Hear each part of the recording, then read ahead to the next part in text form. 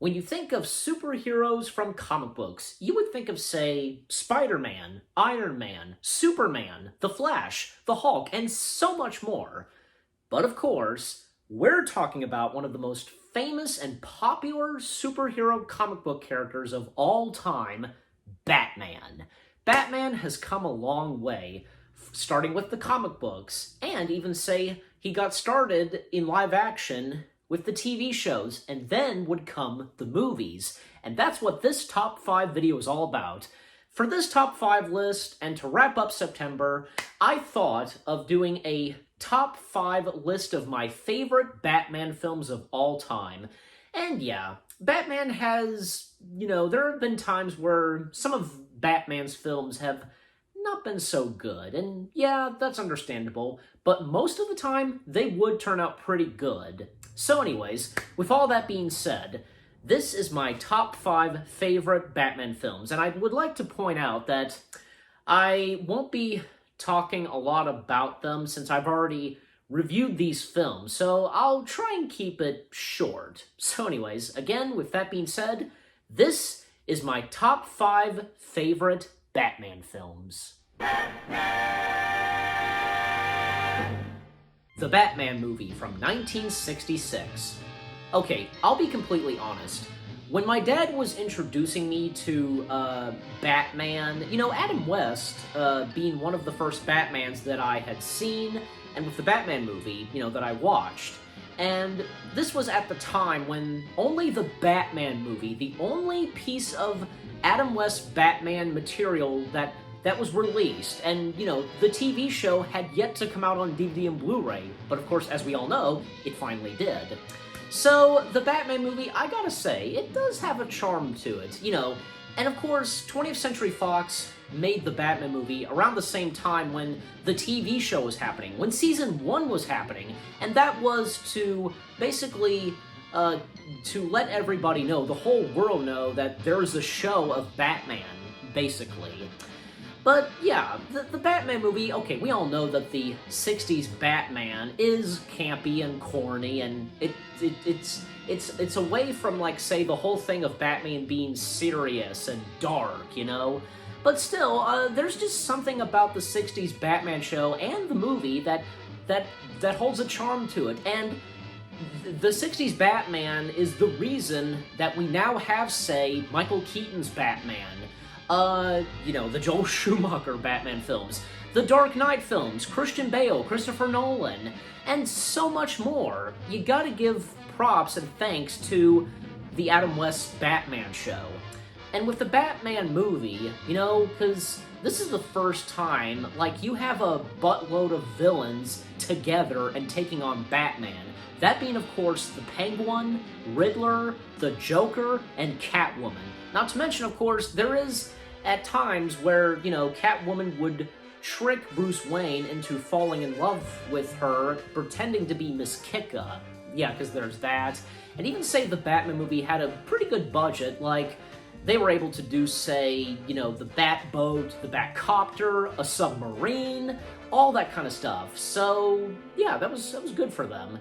And the music, I thought, was pretty good, too. And, especially when it comes to the fighting sequences, Because even, say, in the 60s Batman show, it was just say, dun dun dun dun dun dun dun dun dun. But no, there is actually a piece of music for, the fight sequences. That's pretty good.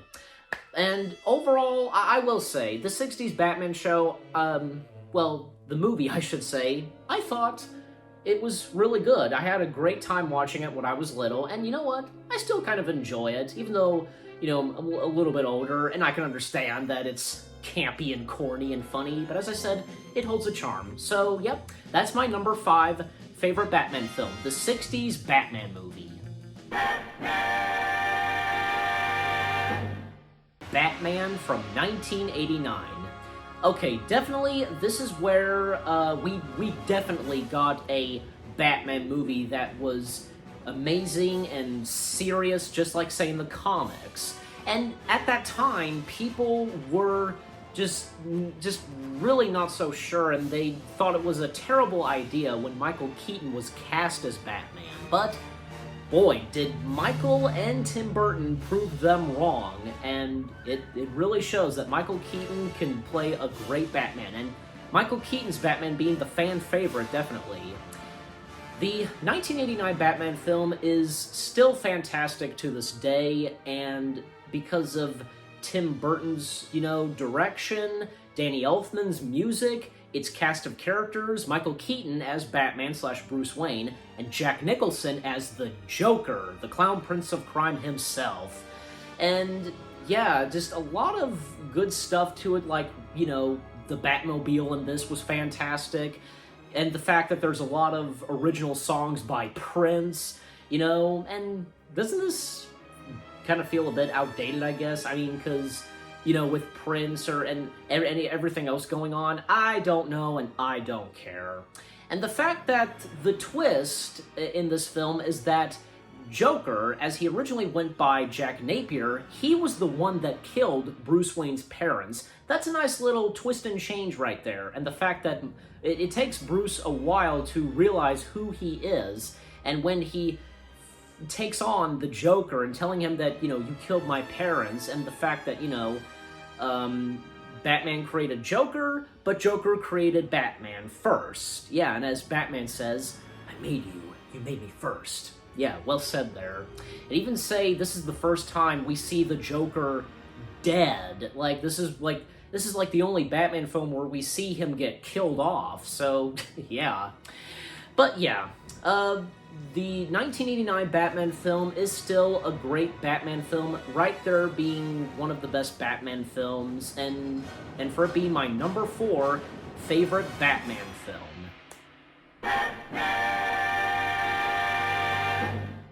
The Dark Knight. Of course it had to be on this list. I can't deny it. The Dark Knight is a fantastic Batman film, and in the Dark Knight trilogy from the one and only Christopher Nolan.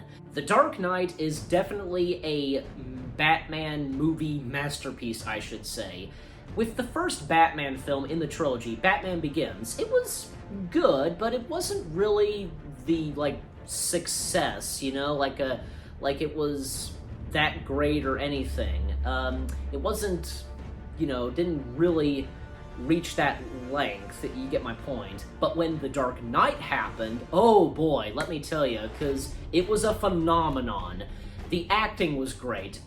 Christopher Nolan's directing and the music in this, the camera shots, and sometimes it would be widescreen and there'd be IMAX shots, and especially, not to mention, the late legendary Heath Ledger, his performance as the Clown Prince of Crime, the Joker. What a fantastic performance this turned out to be. And this being one of his last films, he did another film after this, he did 2 films at the same time, and, this and another film, were his last 2. And yeah, and not to mention that Heath Ledger would get an Oscar after his passing, and yeah, it was, and the fact that we get Harvey Dent / Two-Face in this, that was really cool, and the fact that Joker just lured Two-Face to the dark side or whatever, and yeah, it was great, and the fact that even at the end of the film, the police are now starting to chase Batman because, he's the hero that Gotham deserves, and, he has to be chased, so, but the police could never catch him, so yeah.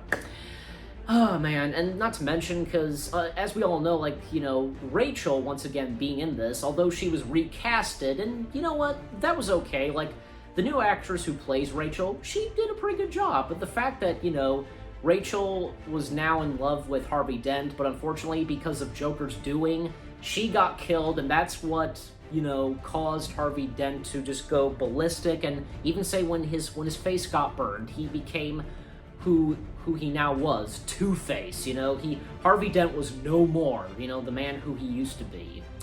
I remember, even say Harvey Dent pretending to be the Batman, because, yeah, there was that. But with all that being said, yeah, The Dark Knight, what a fantastic film this was. As I said, the casting, the acting, I should say, music, a lot of emotional and awesome action and adventure sequences. Yeah. And for it being my number 3 favorite Batman film, The Dark Knight. The Batman. Yep, this being my number 2 favorite, and, yeah, because definitely, The Batman turned out really good, and, you know, at first people were a bit nervous about this film, like, they just didn't know what to make of it, like, you know, from the casting choice of Batman, you know, and thinking that it would be similar to The Dark Knight. How can the next Batman film be different after what Christopher Nolan brought?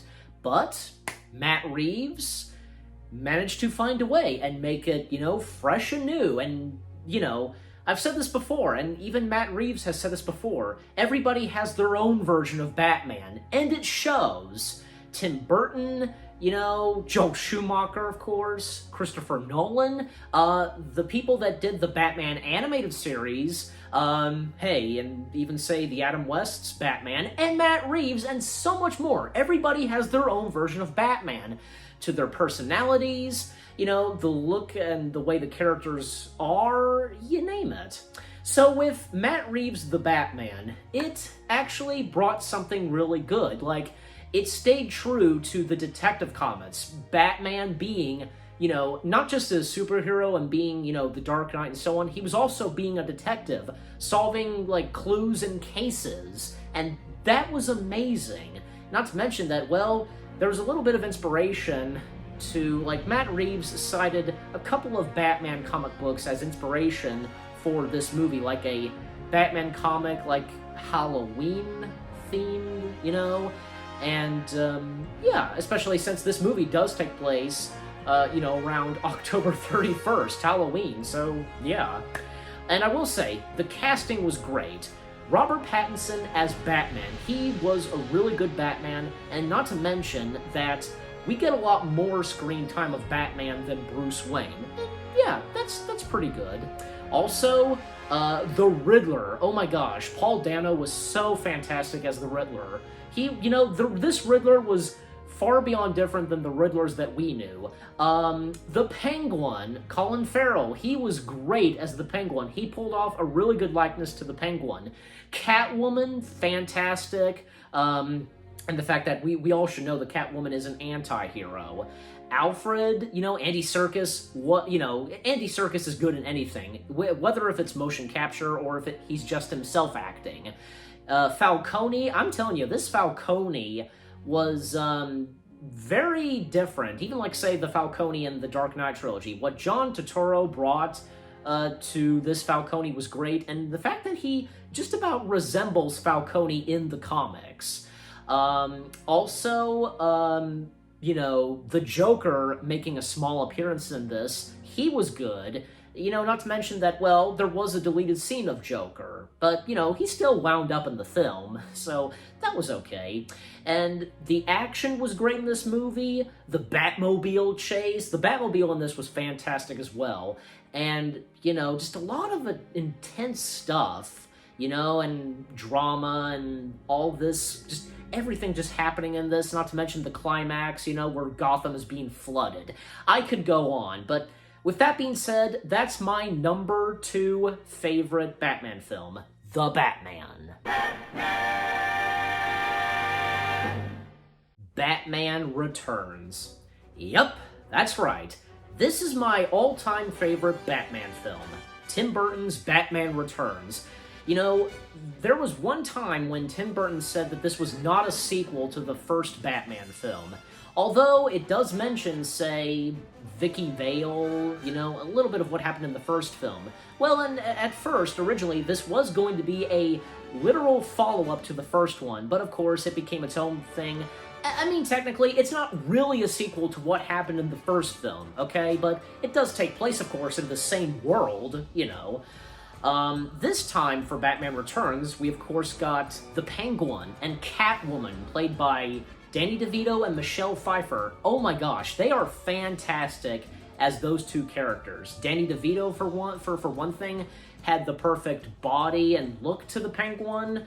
You know, the way he did the voice, and he could be scary at times with those eyes and teeth and his, you know, deformed hands and with the pointy nose. You know, Michelle Pfeiffer's Catwoman slash Selena Kyle, you know, she just becomes a complete different person after Max Schreck, played by Christopher Walken, pushes her out of the window, and she just becomes a complete different person, even at one point admitting and saying to Bruce Wayne she doesn't know who she is anymore, because she's completely become deluded, you know, and become psychotic. And the fact that, you know, a romance happens between Selena and Bruce. And Michael Keaton in this, well, he's still good and fantastic as Bruce Wayne slash Batman. And fun fact, of course, speaking of Christopher Walken, his character Max Schreck being named after legendary actor Max Schreck, aka Nosferatu.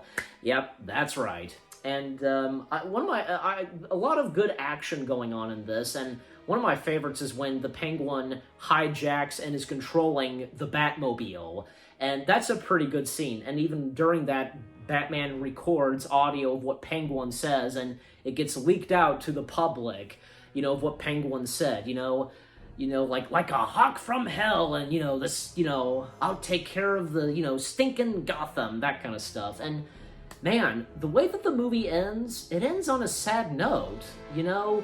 There's nothing, like, big, like, epic or anything like that happening, because, you know, Batman revealing himself to Selena, and with that, Max Schreck as well. Max gets killed by Selena. Penguin, after he fell into that penguin pool in the abandoned zoo, you know, he dies from, you know, poisoning in his mouth, and yeah, and there's a little, like, funeral ceremony going on with the penguins, like, you know, pushing his body into the water.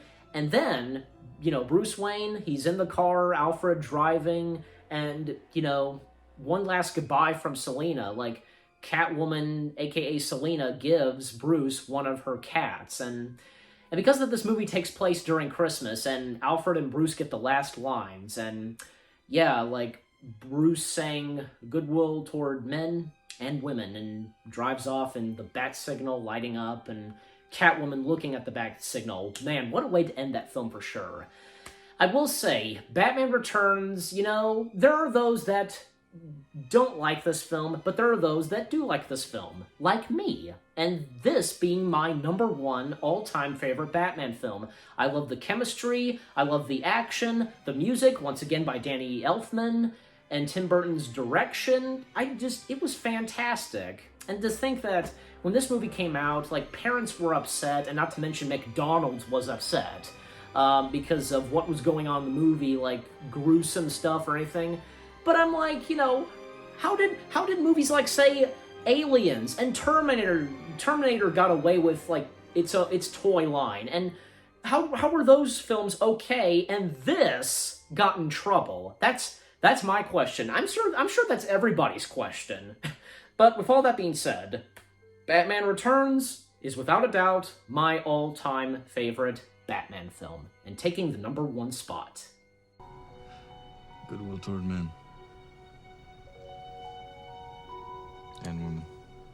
In conclusion, and with all that being said, this has been my top 5 list of my favorite Batman films. And what about you guys? Which one's your favorite Batman film? What did you think of my list of favorite Batman films? You know, I think I picked some pretty good ones, like, you know, and for them being my top 5 favorites. And, you know, I didn't do an honorable mention because, well, it would kind of give away, you know, what would be my #1 favorite. I will say, like, say, the Joel Schumacher Batman films. Hey, I've said this before.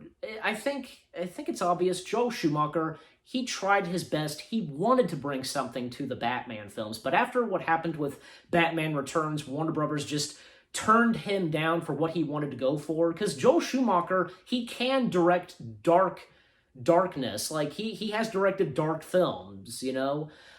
So it would have been cool if he was able to do that for his Batman films, but again, Warner Brothers, they just flat out turned it down because they wanted the next 2 Batman films to be lighter and, you know, more for kids. And yeah, It does show, but I still think that, yeah, those two films, they tried their hardest to be pretty good.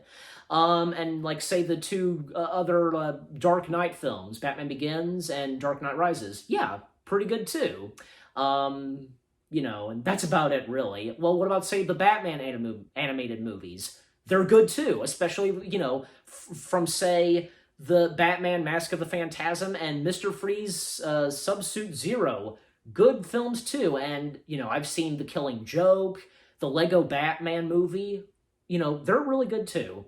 But again, with all that being said, thank you very much for watching, guys. I hope you guys enjoyed my top 5 list of my favorite Batman films. More top 5/top 10s are on the way. They're gonna be awesome. Keep looking forward, and I'll see you guys in the next video /top 5/top 10. Take care, and peace out.